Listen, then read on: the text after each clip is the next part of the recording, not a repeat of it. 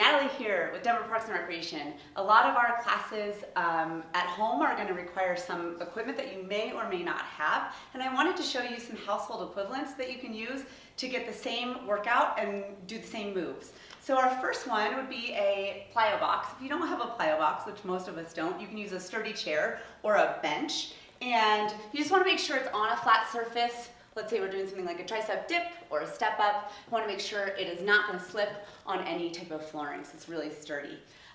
If we need a heavier dumbbell or a kettlebell, a laundry detergent bottle works really well. You can grasp the handle. Maybe it's for a squat, maybe it's for something with a clean or an overhead press.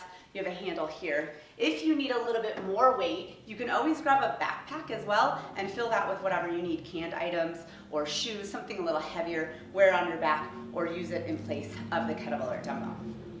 If we call for a light set of dumbbells, cans work really great.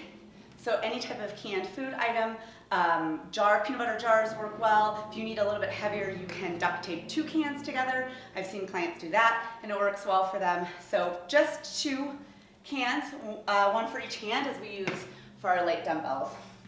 If our workout uses a Pilates ball, you can always use a playground ball or a soccer ball. You could also use a small pillow or a stuffed animal, and it will function exactly the same. There's a little bit of give, and you can squeeze in against it. It can provide a little bit of support.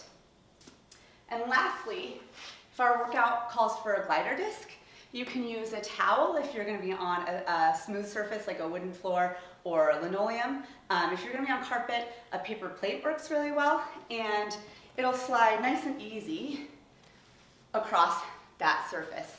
I hope that helps, and I'll see you in class soon.